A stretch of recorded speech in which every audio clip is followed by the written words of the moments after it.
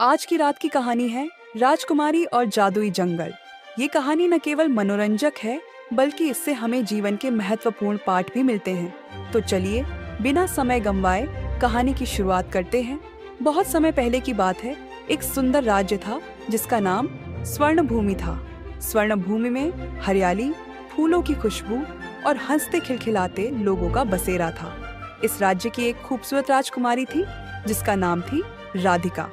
राधिका का दिल बिल्कुल स्वर्ण भूमि की तरह कोमल और सुंदर था। राजकुमारी राधिका हमेशा अपने राज्य के लोगों की मदद करती थी, लेकिन एक बात जो उसे परेशान करती थी वह थी उसके राज्य के पास का जादुई जंगल। लोग उस जंगल में जाने से डरते थे क्योंकि वहाँ कई अजीबोगरीब कहानियां फैली हुई थी। एक रात जब राधिका अपने बगीचे में चांद की रोशनी में बैठी थी, उसने फैसला किया कि उसे उस जंगल के रहस्य को जानना होगा।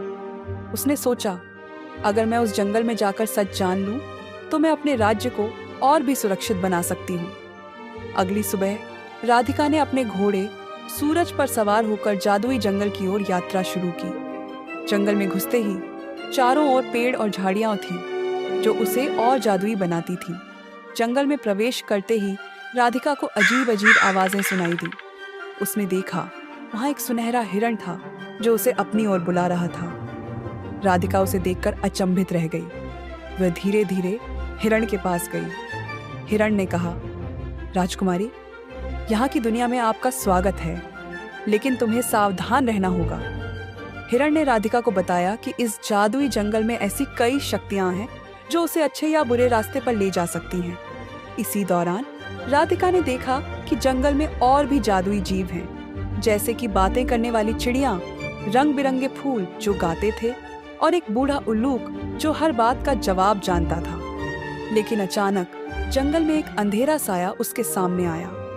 यह एक बुरी आत्मा थी जिसका नाम था काल रक्षा। काल रक्षा ने कहा, तुम इस जंगल में क्या कर रही हो राजकुमारी?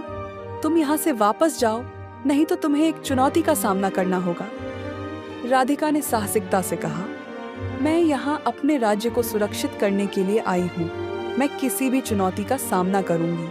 काल रक्षा ने कहा, अगर तुम मेरी 3 पहेलियां सही करोगी तो मुझे तुम्हें जाने देने में कोई आपत्ति नहीं होगी। काल रक्षा ने पहली पहेली पूछी, वो क्या है जो आगे बढ़ता है लेकिन कभी पीछे नहीं जाता?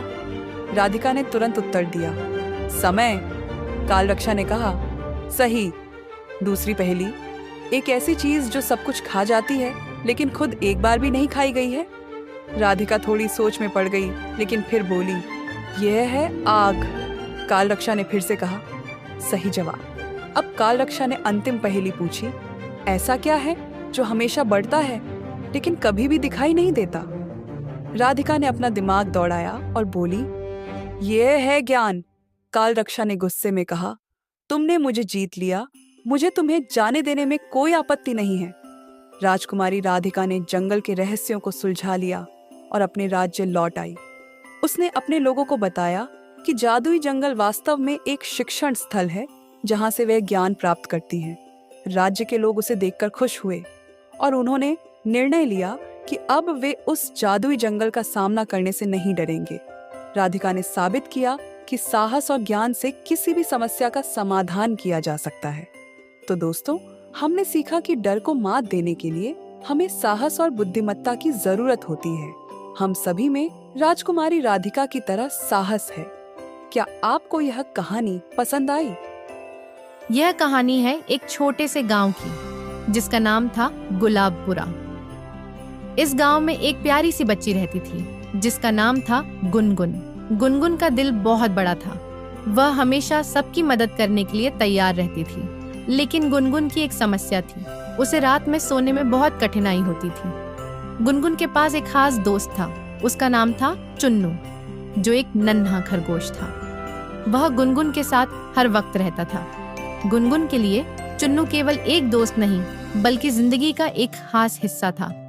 चुन्नू हमेशा गुनगुन को हंसाने की कोशिश करता था। एक रात जब गुनगुन बिस्तर पर लेटी हुई थी, उसने देखा कि चांद बहुत सुंदर लग रहा था। वह चांद को देखकर सोची, काश मैं चांद पर जा सकती। अचानक चुनबुन पास आया और बोला, क्यों नहीं गुनगुन, हम चांद पर चल सकते हैं। गुनगुन ने सोचा कि यह तो एक अद्भुत साहसिकता होगी। उसने चुन्नू के साथ मिलकर एक जादुई बिस्तर बनाया जो एक रॉकेट की तरह उड़ता था। जैसे ही उन्होंने बिस्तर पर बैठकर जादू किया, अचानक वे चांद की ओर उड़ने लगे।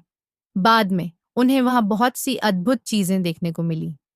चांद पर सुनहरे गाने गाने वाले तारे थे। गुनगुन और चुन्नू चांद के नजदीक पहुंचकर बहुत खुश हुए।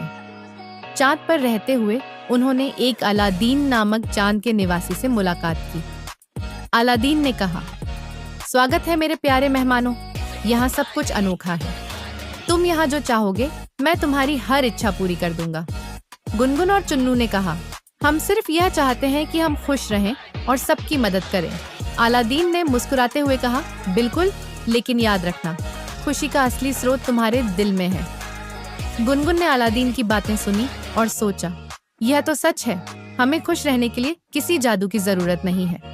उन्होंने अलादीन से कहा, हम घर लौटना चाहते हैं। गुनगुन और चुन्नू चांद से वापस अपनी धरती पर आए। उन्होंने अपने अनुभवों को याद करते हुए कहा, हमें अब पता चल गया है कि असली खुशी क्या होती है। वे दोनों अब हर रात एक नई कहानी बनाते हैं जहां वे अपने सपनों को साकार करते हैं। गुनगुन ने सीखा कि सच्ची खुशी वह है जो हम अपने दिल से महसूस करते हैं और जो हम दूसरों के साथ बांटते हैं। तो दोस्तों, यह थी हमारी आज की सुनाने वाली कहानी गुनगुन और चांद। आशा है कि आपको यह कहानी पसंद आई होगी। अगर आपको कहानी पसंद आई तो कृपया लाइक करें, शेयर करें और हमारे चैनल को सब्सक्राइब करना न भूलें। आपकी हर रात मीठे सपनों के साथ गुजरे। धन्यवाद।